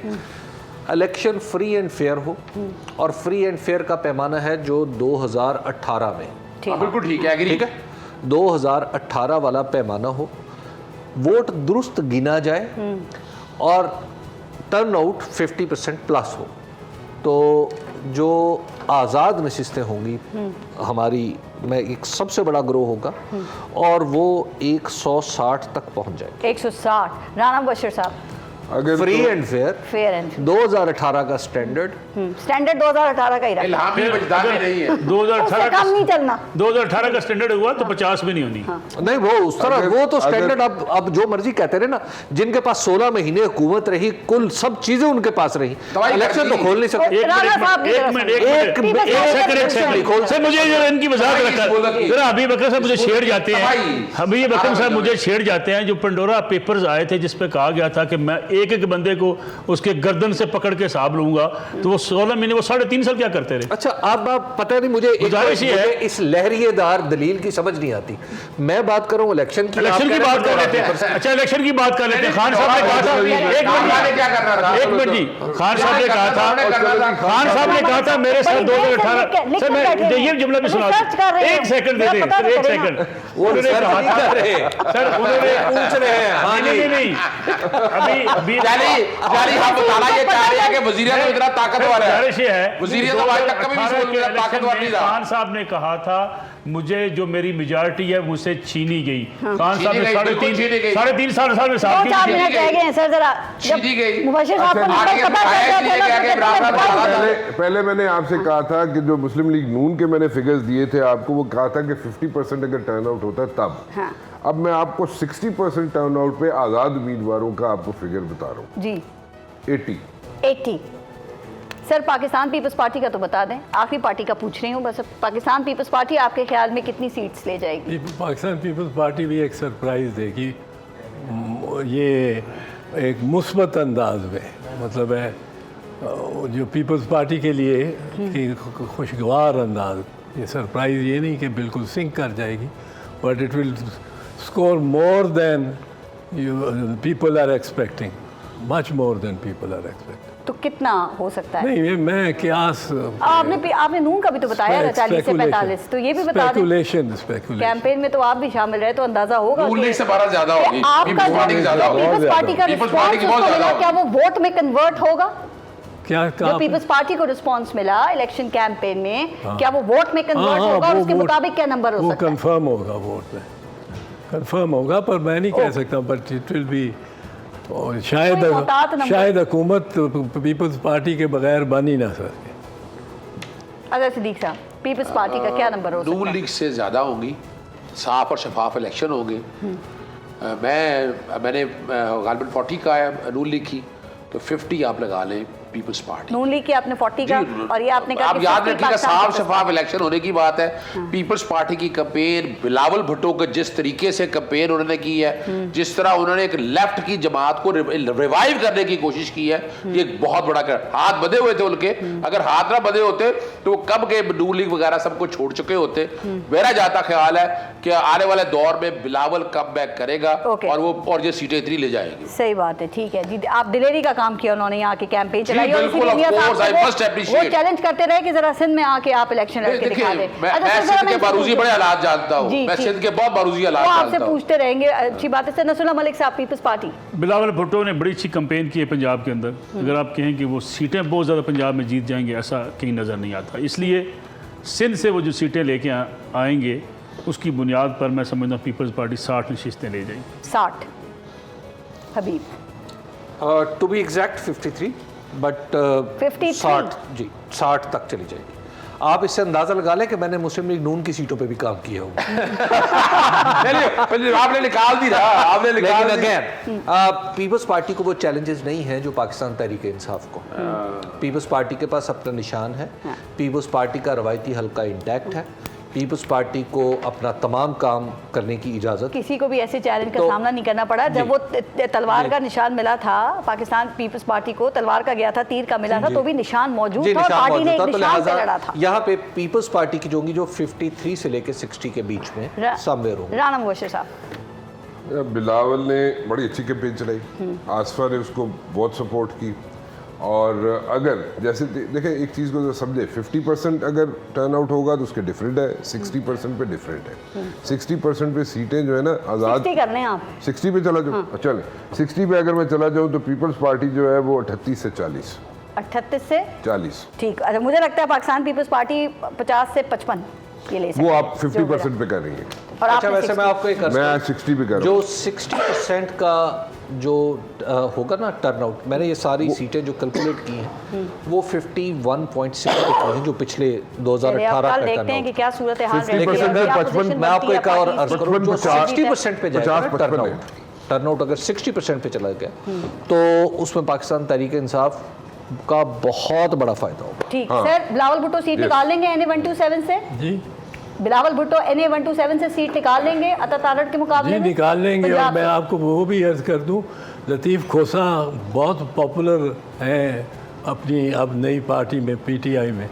और क्योंकि उनको मैं ज़ाती तौर पे जानता हूँ, मेरे वो वकील भी हैं सुप्रीम NA कोर्ट के 122 से केसेस कंटेस्ट में। कर रहे हैं जी, ठीक, 122 में वो यहाँ कहा गया था कि लतीफ़ खोसा जी, की जी। कोई मकबूलियत नहीं बहुत है उधर। स्ट्रॉन्ग कैंडिडेट है। बड़े strong मैं खुद डिफेंस में हूँ। आप मुझे मैं तो कह रहा हूँ वो जीत जाएंगे। एक है, एक स्कूल है जीतने वहाँ के पर, इम्कानात हैं। बाकायदा राबिया बसरी, आप अंदाजा लगाएं कि उसमें जेड ब्लॉक का सारा वोट जाना है। ओके, वो स्कूल बंद कर दिया गया। एक आप अंदाजा लगाएं, रास्ते बंद कर दिए गए। मियां नवाज इस हद तक तो दादली हो रही है। या यास्मीन राशिद? लतीफ़ खोसा साहब इलेक्शन सर यास्मीन ऐसे राशिद हारेंगे या कि मियां आपको नवाज नजर आ शरीफ? जाएंगे। NA 130 की क्या सूरत हाल लग रही है जहाँ से मियां नवाज शरीफ कंटेस्ट कर रहे हैं? देखिए मैं यास्मीन आप राशिद? एक बात आपसे अर्ज करूं, अगर सर, बात आप नहीं अब करनी ये सर, मैं वो दोनों टाइम हलकों की तो बता खत्म दूं हो मैं गया आपको, अगर आप नवाज शरीफ साहब का और हमजा शहबाज के हलकों का जिक्र करें, वहाँ मुस्लिम लीग नून का वोट बैंक है, वो आसानी जीत जाएंगे। जीत जाएंगे। रही आसानी बिलावल से साहब, जीत हाँ जाएंगे। आसानी से जीत जाएंगे। बिलावल साहब के हलके में मैं समझता हूँ बिलावल साहब ने अब कंपटीशन बना दिया है, राइट, ठीक। वहाँ सख्त कंपटीशन होगा। एतजाज़ अहसन साहब